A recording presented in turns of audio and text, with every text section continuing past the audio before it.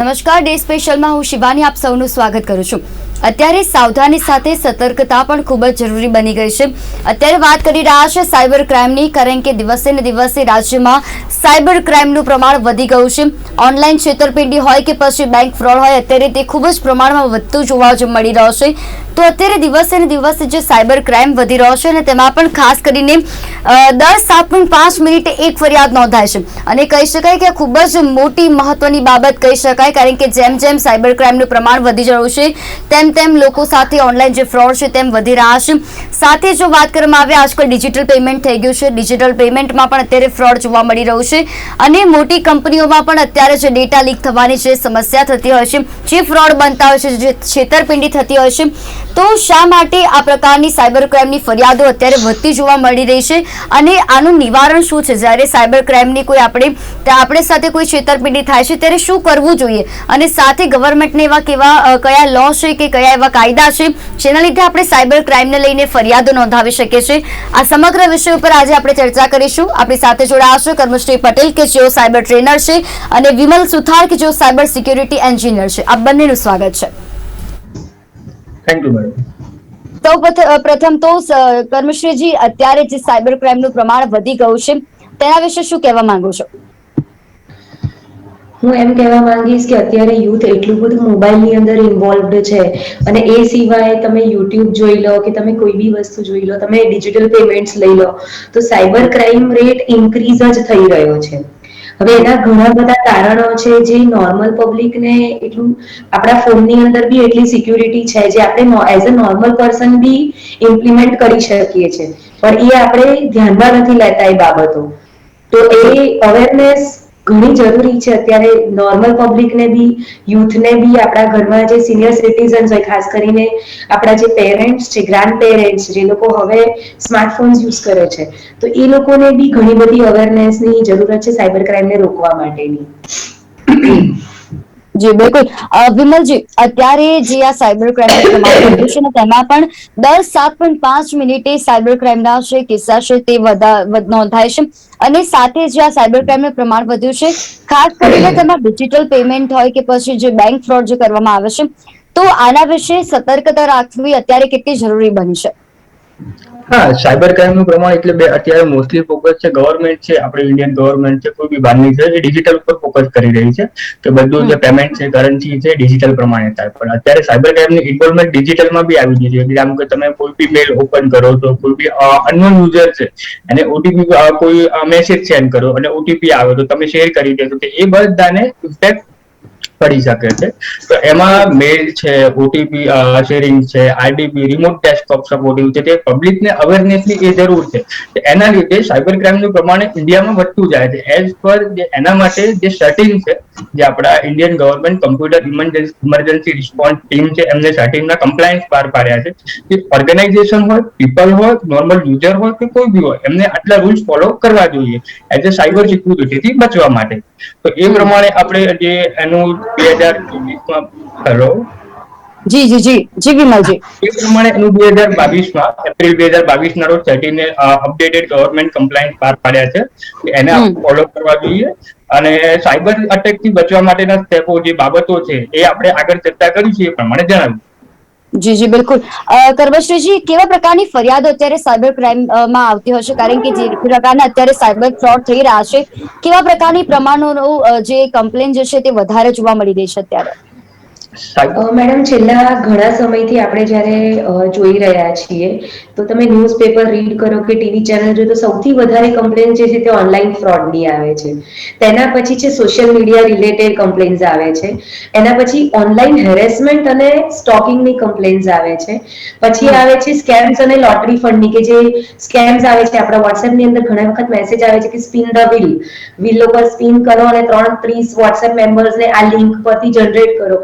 બહુ નોર્મલ વસ્તુ છે, ઘણા બધા ગ્રુપ્સમાં શેર બી થતી હોય છે, બટ લોકો એ વસ્તુ નથી જાણતા કે એ ક્યાંથી આવી રહ્યું છે, ઓરિજિનલ લિંક છે બી કે નહીં। વિન આઈફોન 14 પ્રો બહુ કોમન વસ્તુ છે અને આઈફોનનો એટલો બધો ક્રેઝ છે ને કે લોકો અંધાધૂન લિંક ઉપર ક્લિક કરીને કામ કરી રાખે છે. બીજું જે સાયબર ટેરરિઝમ અને ઓનલાઈન રેડિકલાઇઝેશન કે જે ધાર્મિક રિલેટેડ, રિલિજિયસ રિલેટેડ કે ફાઇનાન્શિયલ રિલેટેડ લોકોને ભડકાવે છે. એક અત્યારે બહુ ચાલી રહ્યું છે જે છે intellectual property rights. If I am a book writer અને મારા જે કન્ટેન્ટ છે કે મારું જે થોટ પ્રોસેસ છે એ જો ચોરી થઈ જાય તો એનું સોફ્ટવેર પ્રાઇવસી, કોપીરાઇટ ઇન્ફ્રિંજમેન્ટ આ બધું અત્યારે બહુ જ ચાલી રહ્યું છે. તો વધારે આ બધાની કમ્પ્લેન્સ આવે છે. આમાંથી બાળકો પણ બકાત રહ્યા નથી. એટલે child cyber bullying and online child abuse કે અત્યારે જે 7 વર્ષથી લઈને 15 વર્ષથી એજ સુધીના જે છોકરા છોકરીઓ છે એ લોકો માટે આ પ્રકારની કમ્પ્લેન્સ આવે છે. બિલકુલ. વિમલજી, જ્યારે આ પ્રકારની જે ફરિયાદો નોંધાતી હોય છે તેમાં પણ અત્યારે ખાસ કરીને ડિજિટલ પેમેન્ટ જે છે તેની ફરિયાદો અત્યારે ખાસ જોવા મળી રહી છે, તેમાં છેતરપિંડી વધુ થાય છે. તેવામાં શું કરવું જોઈએ? ખાસ પ્રકારે એઝ પર કામશ્રી મેડમના કહેવા પ્રમાણે એઝ પર જે ડિજિટલ પેમેન્ટ છે, અત્યારે પેમેન્ટ સંબંધિત જ્યારે કોઈના ખાતામાંથી પૈસા ઉડી જાય છે, અત્યારે કોઈ મેસેજ બી નથી, કરન્ટલી એવા કિસ્સા બને છે કે ડાયરેક્ટ ખાતામાંથી ઓટીપી બી નથી આવતો અને પૈસા ઉડી જાય છે. તો એવા જે ડિજિટલ અનસિક્યોર જે ટ્રાન્ઝેક્શન છે એના માટે સૌથી પહેલા જે સેટિંગ્સના રૂલ્સ છે આપણે ફોલો કરવા પડીએ. પછી એના જે રૂલ્સ છે એમાં એવું આવે છે કે કોઈ બી તમારા સાથે ઇન્સિડન્ટ થયો તો તરત ને તરત તમે બેંકમાં જાઓ, અધરવાઇઝ જે સાયબર ક્રાઇમ ઇન્વેસ્ટિગેશન છે જેનું ગાંધીનગર મેઇન હેડ છે તેમાં તમે ફરિયાદ કરી શકો છો. એનો નંબર છે 1930 ઉપર, અને next as a normal paper માટે તમે આ ફરિયાદ ને બધું કરી શકો છો અને એ પ્રમાણે પછી ઇન્વેસ્ટિગેશન ચાલુ થાય છે. તો ફર્સ્ટ ઓફ ઓલ તો તમારે પેમેન્ટ રોકવું હોય, મતલબ જે સિક્યોરિટી મતલબ ડેવલપ કરવી હોય તો એના માટે આ બધા ગાઈડલાઇન્સ પાડવા જોઈએ, ગવર્મેન્ટનું ગાઈડન્સનું પાલન કરવું જોઈએ. તો એના બધા સ્ટેપ રહેશે. જી બિલકુલ. કર્મશ્રીજી, કોવિડ પછી આ બધા જે સાયબર ક્રાઇમના જે પ્રમાણ છે તે વધી ગયું છે, તો શા માટે કોવિડ પછી જ આ પ્રકારના સાયબર ક્રાઇમ વધુ જોવા મળી રહ્યા છે? મેડમ, કોવિડ ચાલતું હતું ત્યારે લોકો કેશ પેમેન્ટ્સ જ બંધ કરી દીધેલા. ઇવન ગવર્મેન્ટ રેકમેન્ડેડ કે બધા પાસે ઓનલાઈન પેમેન્ટ સ્કેનર સિસ્ટમ હોય. સો કોવિડ પછી હવે તમે નાનામાં નાની દુકાન હોય કે ઇવન લારી ગલ્લો હોય, લારી શાકવાળા પાસે બી આજકાલ સ્કેનર્સ છે. હવે એ લોકો કેવી રીતે સિક્યોરિટી મેન્ટેન કરે છે તો હવે આપણે બિચારા એટલું ભણેલા જ નથી, તો એમના પાસે આપણે સિક્યોરિટીની તો શું એક્સપેક્ટેશન રાખી શકીએ. તો એટલા માટે એવા લોકો પાસેથી જ મેજર ફ્રોડ્સ થઈ રહ્યા છે કે જે એક તો જે એવું વર્ગ છે કે જેને આ બધી બાબતો ઇમ્પ્લિમેન્ટ કરાવી દીધી છે પણ એનું નોલેજ જ નથી એ લોકો પાસે કે આગળ આને પછી શું સેફટી સિક્યુરિટી. જી જી બિલકુલ. વિમલજી, જ્યારે કોઈની સાથે ઓનલાઈન છેતરપિંડી થાય છે, ઓનલાઈન ફ્રોડ થાય છે અને તેમાં પણ અત્યારે જે વૃદ્ધો જે છે તેમની સાથે વધારે આ પ્રકારના સાયબર ક્રાઇમ જોવા મળી રહ્યા છે, તેવામાં શું કરવું જોઈએ? કેવા પ્રકારના પગલા જે એક વ્યક્તિ જે છે વૃદ્ધે ભરવા જોઈએ કે જેના લીધે તે સાયબર ક્રાઇમથી બચી શકે? હા મેડમ. તો એઝ અત્યારે જે નોર્મલ પીપલ છે, એઝ એ યુઝર છે, હું છું, તમે છો, કોઈ બી નોર્મલ યુઝર છે રહ્યું છે, તે સ્માર્ટફોન કે કોઈ બી ડિજિટલ એસેટ સાથે જોડાયેલો હોય તો સૌથી પહેલા એને ધ્યાન એ રાખવું જોઈએ કે કોઈ બી ફ્રોડ મેસેજીસ આવે, કોઈ બી ડોમેનનો ફ્રોડ મેસેજીસ આવે તો એના પહેલું એ ધ્યાન રાખવું જોઈએ કે આ કનેક્શન છે જ્યાંથી મેસેજ આવ્યો છે સિક્યોર વેબસાઇટ છે કે અનસિક્યોર વેબસાઇટ છે. પછી એનું બીજું કોઈ બી ઓટીપી આવે, કોઈ બી બેંક એનીથિંગ, કોઈ બી ગવર્મેન્ટ ઓટીપી ક્યારે નથી માંગતું, તો એનું બી ધ્યાન રાખવું જોઈએ. કોઈ બી મેલ આવે, એઝ એ ફિશિંગ મેલ આવે, ફિશિંગ, સ્પેર ફિશિંગ, બધા બહુ બધા ટાઈપ છે, એ બધા મેલ આવે તો એના ઉપર ક્લિક ના કરવું જોઈએ. તો આ જે બધી બેઝિક રિક્વાયરમેન્ટ છે એ ઓલરેડી આપણે નોર્મલ યુઝર છે ફોલો કરી રહ્યા છીએ, કરવાના છીએ. તો એ અવેરનેસ લાવવી પડશે. ગવર્મેન્ટ બી આના માટે ખૂબ અવેરનેસ લાવી રહી છે અને કઈ બી એવો ઇન્સિડન્સ થાય તો 1930 ઉપર ડાયરેક્ટ ઇમિડિયેટલી આપણે કોલ કરવો જોઈએ અને એનું જે છે સાયબર ક્રાઇમમાં રિપોર્ટ નોંધાવવો જોઈએ. તો બેઝિક જે પગલા છે એ ફર્સ્ટ પ્રાયોરિટી દરેક પીપલને આપણા ઇન્ડિયનના રીતે કે ગુજરાતના રીતે ગમે તે રીતે યાદ રાખવા જોઈએ અને આને બચવા માટે ફોલો કરવા જોઈએ. જી બિલકુલ. કર્મશ્રીજી, જેમ અત્યારે સાયબર ક્રાઇમનું પ્રમાણ વધ્યું છે, કહી શકાય કે આધુનિક ટેકનોલોજી જે અત્યારે વિકસી રહી છે તેના લીધે ક્યાંક ને ક્યાંક આ સાયબર ક્રાઇમનું પ્રમાણ વધી ગયું છે. સાચી વાત છે, વધી ગયું છે. હવે ઘણી બધી વસ્તુઓ, ઘણા બધા ફેક્ટર્સ આમાં કામ કરે છે. એક તો તમે સપોઝિંગલી અત્યારે હાલ તમે મારા સામે જો યુટ્યુબ સર્ચ કરશો ને કે હેકિંગ ટિપ્સ, તો તમને આ બધી ફ્રી ટિપ્સ ઓનલાઈન મળે છે. તમારે આના માટે ઘણા બધા લોકો, આ જે નાના નાના છોકરાઓ છે કે જે આ હેકિંગ એઝ અ વર્ડ એમને બહુ એન્થુઝિયાસ્ટિક હોય કે ભાઈ અમારે શીખી જ લેવું છે, પણ એ નથી જાણતા કે એના પાછળના કન્સિક્વન્સીસ કેટલા બધા છે.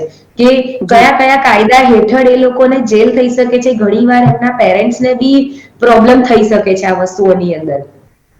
બીજી વસ્તુ એ છે કે કિસ્સા બહુ વધી રહ્યા છે હવે. એ શેનું એનું રીઝન એ છે કે એક ડિવાઇસ, એક માણસ કોઈ પણ દુનિયાના છેડામાં બેઠો હોય ત્યારે જ્યારે સાયબર લો ની વાત આવે ત્યારે એના અલગ અલગ જ્યુરિસ્ડિક્શન પ્રમાણે એની એક્ટ લેવામાં આવતી હોય છે, એક્શન લેવામાં આવતી હોય છે. તે પર્ટિક્યુલર જ્યુરિસ્ડિક્શન જ્યાં સુધી એનું એક્શન ના લે, કાં તો અહીંયાની ગવર્મેન્ટ ત્યાં પર્ટિક્યુલર રિજનના ગવર્મેન્ટ સાથે કનેક્ટ કરીને એક્શન માટેની કોઈ પ્રોસિજર ના કરી શકે, તો આ કિસ્સા ઓછા નહીં થાય. કોઈ બી તમે જુઓ તો ગુના એના કોઈ એક્શન લઈને ડિસ્પ્લે નથી થયું કે એનો ગુનેગારને આ સજા મળી. બીકોઝ મેક્સિમમ લોકો મેડમ આવા જે કેસીસ હોય છે જ્યાં ફિમેલ્સ ઇન્વોલ્વ હોય, જ્યાં કિડ્સ ઇન્વોલ્વ હોય, ઘણા લોકો ડરના લીધે એફઆઈઆર નથી દર્જ કરાવતા, નજીકના પોલીસ સ્ટેશનમાં જઈને કહેતા નથી. હવે તો હેલ્પલાઇન થઈ ગઈ છે, you don't have to show your face. તમારે ત્યાં જઈને મોઢું બી નથી બતાવવાનું, યુ કેન બી એનોનિમસ. કઈ બી તમારા સાથે ફાઇનાન્શિયલ ફ્રોડ થયું કે કોઈ બી ટાઈપનું ફ્રોડ થયું તો ગવર્મેન્ટ એટલી ફેસિલિટી પ્રોવાઈડ કરે છે કે તમે ક્યાંય નહીં આવો, તમારું નામ પણ ક્યાંય નહીં આવે અને એનોનિમસલી તમારી કમ્પ્લેન્ટ્સ લેવામાં આવશે. તમે ઓનલાઈન બી કમ્પ્લેન રજીસ્ટર કરી શકો છો, જેમાં વેબસાઇટ છે cybercrime.gov.in. તમે એ વેબસાઇટ ઉપર જશો તો વિમેન અને ચાઇલ્ડ માટે સ્પેસિફિક ટેબ છે. તો આ જે બધા મેજર્સ છે એ ઘણા બધા લોકોને જાણ જ નથી. અને સૌથી મોટી વસ્તુ છે કે ડર, કે આવું થયું તો હવે અમે શું કરીશું. નોબડી ઇઝ અવેર કે આના પછી બી એક્શન્સ લેવાય છે. ગવર્મેન્ટ બહુ એક્ટિવલી વર્ક કરી રહી છે ઓન સાયબર ફ્રન્ટ. એટલે મારા ખ્યાલથી વધી રહ્યું છે. એની સામે હવે તો નવા કાયદા આવી રહ્યા છે, આઈટી એક્ટ 2000 થી બી આપણે હવે 2023 આવી જવાના છીએ.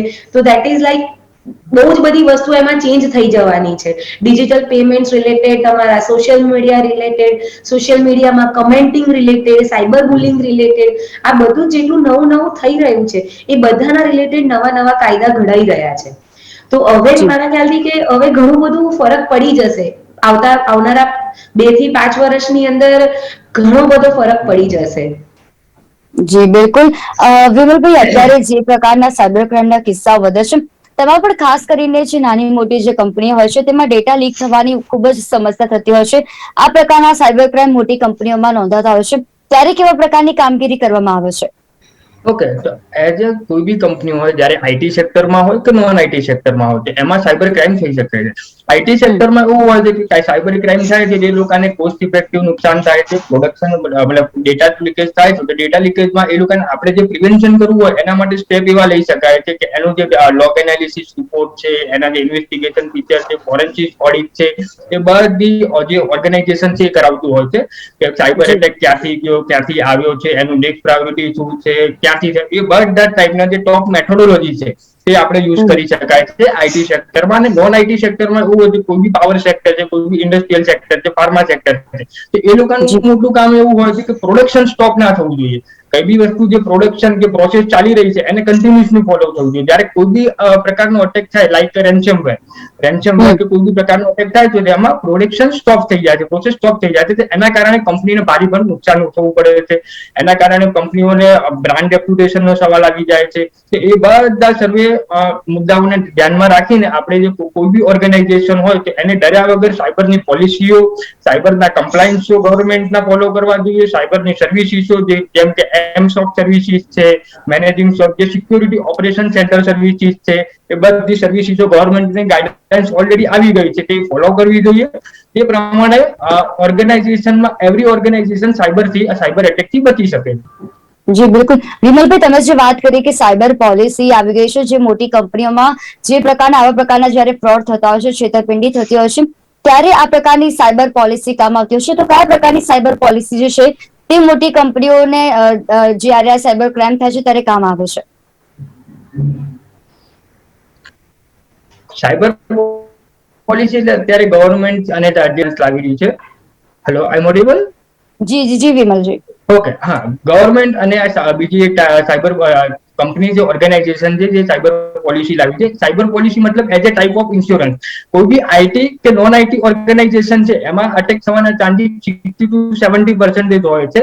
એનું રિસ્ક જી એસેસમેન્ટ થાય, એનું જે ટેકનિકલ એક્સપર્ટાઇઝ કંપનીમાં શું શું વલ્નરેબિલિટી છે એ ચેક કર્યા પછી એ જે કંપની છે ઓર્ગેનાઇઝેશન છે પર્ટિક્યુલર એ ડિસાઇડ કરે કે ભવિષ્યમાં ઇન ફ્યુચર કોઈ બી સાયબર અટેક થયો કે કઈ બી અમે પ્રિવેન્ટ કરી લઈશું, પણ એનો જે ટોટલી કોસ્ટ ઓફ જે ખર્ચો થાય છે એ સાયબર ઇન્સ્યોરન્સ બી આવી રહ્યો છે તેમાં એ કવર અપ થઈ જશે. તો મેન પ્રાયોરિટી એ છે દરેક ઓર્ગેનાઇઝેશનને હું વિનંતી કરું છું કે સાયબર ઇન્સ્યોરન્સ છે એ ટોટલી મતલબ કોસ્ટ ઇફેક્ટિવ હોય છે, બહુ ઓછા પૈસામાં થઈ જાય છે. તે શું તમારા ઓર્ગેનાઇઝેશનને ફ્યુચરમાં સાયબર અટેક થવાથી જે નુકસાન થતા હોય છે એ તમારા એક સ્ટેપ બચી શકાય છે. જી બિલકુલ. કર્મશ્રીજી, જ્યારે તમે એક સાયબર ટ્રેનર છો તો તમે લોકોને જ્યારે માર્ગદર્શન આપો છો ત્યારે કેવા પ્રકારનું તેમાં ખાસ ધ્યાન રાખવાનું કહો છો? અમારી પાસે 18 વર્ષથી લઈને 22 વર્ષ સુધીનું એજ ગ્રુપ છે જે સાયબર સિક્યુરિટી શીખવા આવે છે. આની અંદર અમે ઘણી બધી વસ્તુઓ ઇન્ક્લુડ કરી લઈએ છીએ, જેમાં સરે જે રીતે કહ્યું કે કમ્પ્લાયન્સ છે એ બહુ જ કોમ્પ્લેક્સ વસ્તુ છે ઇન ટર્મ્સ ઓફ ઓર્ગેનાઇઝેશન. એ ઓર્ગેનાઇઝેશન માટે છે, પણ આજે જ્યારે સ્ટુડન્ટ પોઈન્ટ ઓફ વ્યૂથી શીખે છે તો અમે સ્ટુડન્ટને શીખવાડીએ છીએ કે વલ્નરેબિલિટી અસેસમેન્ટ કેવી રીતે થાય, તમે SOC કેવી રીતે જઈ શકો છો. એના પહેલાના બી ઘણા બધા સ્ટેપ્સ છે કે તમારે થોડું ડિજિટલ ફોરેન્સિક શીખી લેવું પડે, તમને થોડું રિવર્સ એન્જિનિયરિંગ આવડી જાય. તો આ બધા અલગ અલગ ટાઈપના સબ્જેક્ટ છે જે બાળકોને શીખવાડવામાં આવે છે. એની સાથે સાથે એને આઈટી કમ્પ્યુટરનું નોલેજ હોવું બી ખૂબ જ જરૂરી છે. તો how to use safely internet safety practices, secure coding practices, આ બધી પ્રેક્ટિસીસ પણ શીખવાડવામાં આવે છે. જી બિલકુલ. વિમલજી, જ્યારે આ પ્રકારનો સાયબર ફ્રોડ લોકો સાથે થતો હોય છે ત્યારે કેવા પ્રકારના કાયદા રહેલા છે, કેવા પ્રકારના લો છે કે જેના આધારે કોઈ પણની સાથે કોઈ વ્યક્તિ સાથે છેતરપિંડી થાય છે ત્યારે તે ફરિયાદ નોંધાવી શકે? ઓકે, તો એઝ આપણે આઈપીસી ની વાત કરીએ, ઇન્ડિયન પેનલ્ટી કોડ છે, એમાં આઈપીસી માં સેક્શન 26 માં આઈટીસી જે છે ઇન્ફોર્મેશન ટેકનોલોજી પેનડ્રાઈવ થી માંડીને કોઈ સ્ટોલન છે કે માંડીને તો કોઈ ક્રાઇમ કરી રહ્યું છે, તો એઝ એ લો છે તો એઝ એ લો યુનિવર્સ લેવલે બધા સેમ હોય છે. કોઈ બી આપણા જે અર્થ ઉપરના જેટલા બી સાયબર ક્રાઇમ થયા છે એના બધા લો છે એ બધા એઝ એ રીતે ડિસાઇડ કરવામાં આવ્યા છે કે બધા સેમ હોય. જ્યારે હું તમને એક એક્ઝામ્પલ આપું કે મારી પેનડ્રાઈવ અહીંયા પડી છે એ જે મારા ડેસ્કટોપ ઉપર, અને મારા ડેસ્કટોપ ઉપર જે કોઈ અનનોન પર્સન છે મારી પેનડ્રાઈવ લઈ ગયો છે. મારી પેનડ્રાઈવ લઈ ગયો છે, હવે મારા એવી પેનડ્રાઈવમાં ડોક્યુમેન્ટ છે કે નથી એને ખબર નથી, બટ હું એના ઉપર કેસ કરીશ કે આ મારી પેનડ્રાઈવ લઈ ગયો છે અનનોન પર્સન અને મારા અંદર 10 લાખનું પ્રમાણેના ડોક્યુમેન્ટ હતા ને ગાયબ થઈ ગયા. તો અત્યારે લો એવું કહે છે કે એ પ્રમાણના ડોક્યુમેન્ટ છે તમારી જે અનનોન પર્સન છે જે પેનડ્રાઈવ લઈ ગયો છે, ભલે એને કઈ કર્યું ના હોય, કર્યું હોય એ બી નંબરની વાત છે, પણ લઈ ગયો છે એને એ પ્રમાણે સામેવાળાને ન્યાય મળે છે. આપણી ભારતીય વ્યવસ્થામાં એ પ્રમાણેની સુવિધા છે, મતલબ લો અને બહુ સ્ટ્રિક્ટલી ફોલો થાય છે અહીંયા. તો એ બધા સાયબર જે સિક્યુરિટીના જે સાયબર ક્રાઇમ જે કરી રહ્યા છે, જે મતલબ પાસવર્ડ ક્રેકિંગ કરી રહ્યા છે, લોકોને છેતરપિંડી તરફ દોરી રહ્યા છે, એના માટે અત્યારે ગવર્મેન્ટ બહુ સ્ટ્રિક્ટલી પગલા લઈ રહી છે. જી બિલકુલ. અને વિમલજી, અત્યારે આપણે લોકોની વાત કરી, પરંતુ જે મોટી કંપનીની જેમ આપણે વાત કરી કે પોલિસી રહેલી છે, પરંતુ મોટી કંપનીઓમાં તો એવી રીતે સાયબર સિક્યુરિટી હોય છે, તેમ છતાં પણ આ પ્રકારની ડેટા લીક થવાની સમસ્યા થતી હોય છે. એ શા કારણે થતી હોય છે? કોઈ બી ઓર્ગેનાઇઝેશન હોય એમાં કંઈક ને કંઈક લૂપહોલ રહેલા હોય છે. પર્ટિક્યુલર ઓર્ગેનાઇઝેશન છે એમાં જો સાયબર સિક્યુરિટીના સોલ્યુશન બી હોય છે, ધારો કે સર્વિસીસ બી પ્રોવાઈડ કરતી હોય છે, બટ કઈ બી એટેકર છે એ લૂપહોલ ફાઇન્ડ કરે છે કે કોઈ બી એવો રસ્તો કે જ્યાંથી એ પ્રવેશ કરી શકે, બહારથી અંદરની તરફ જઈ શકે. એટલે અટેકર જયારે એ શોધવામાં સફળ થઈ જાય છે ત્યારે મતલબ એ પ્રકારનું અટેક પ્રિવેન્ટ કરે છે, અટેક રોકે છે અને કરી શકે છે. તો લૂપહોલ છે સાયબર સિક્યુરિટી છે એટલે એના સોલ્યુશન બી છે, પણ સામે અટેકર છે એનું નોલેજ બી જરૂરી છે. તો એ પ્રમાણે દરેક ઓર્ગેનાઇઝેશન પોતાનું જે સાયબર સિક્યુરિટીનું સોલ્યુશન છે અપગ્રેડ કરી રહી છે, દરેક જે આઈટી ના સોલ્યુશન છે એ અપગ્રેડ કરી રહી છે. તો દરેક ઓર્ગેનાઇઝેશન પોતપોતાની રીતે જે એનું રિસ્ક એસેસમેન્ટ છે, ઓડિટ છે, એ બધું અત્યારે કરાવી રહ્યા છે. જી બિલકુલ. કર્મશ્રીજી, અત્યારે સૌથી વધારે જોવા જોઈએ તો બેંક ફ્રોડ વધારે થાય છે કે બેંકના નામે ફેક કોલ કરવામાં આવે છે, અને તેના લીધે જે ગ્રાહક હોય છે તે લોકો ફેક કોલ્સને કારણે તેમાં ઘણી બધી જે સ્કીમ આવતી હોય છે તેના તરફ પ્રેરાતા હોય છે અને છેતરપિંડીનો ભોગ બનતા હોય છે. ત્યારે તેવા પ્રકારની જયારે આ પ્રકારનો સાયબર ક્રાઇમ બને છે ત્યારે શું કરવું જોઈએ? સૌથી પહેલા તો તમારે તમારી બેંકને કોન્ટેક્ટ કરવાનો આવા કોઈ બી કેસમાં. એવું નહીં બીવાનું કે હવે શું થઈ જશે, પૈસા જતા રહ્યા. Bank is the first person જેને તમે કોન્ટેક્ટ કરી શકો છો. બીજું કે તમારા ક્યાંય બી પાસવર્ડ્સ લખેલા હોય કે એને તમને યાદ હોય કે તમે ચેન્જ કરી શકો, તો તમારે આફ્ટર કોન્ટેક્ટિંગ બેંક તમારે પહેલા પાસવર્ડ્સ ચેન્જ કરી દેવાના અને તમારા બધા જ અકાઉન્ટ્સને સિક્યોર કરી દેવાના. રેલેવન્ટ ઓથોરિટીને તમારે કમ્પ્લેન્ટ કરી દેવાની. જેવી રીતે મેં કહ્યું કે સાયબર ક્રાઇમનું આપણું ગવર્મેન્ટનું જ પોર્ટલ છે, જેની અંદર આપણી પાસે ડિજિટલ ફ્રોડનું એમની પાસે સ્પેસિફિક ટેબ છે. તો ડિજિટલ ફ્રોડ થાય તો એનું સ્પેસિફિક ટેબ છે, એ ટેબમાં જઈને તમે ડાયરેક્ટલી એના પર લોગિન કરીને ચેક કરી શકો છો કે તમારી કમ્પ્લેન્ટની શું પ્રોસિજર થઈ રહી છે.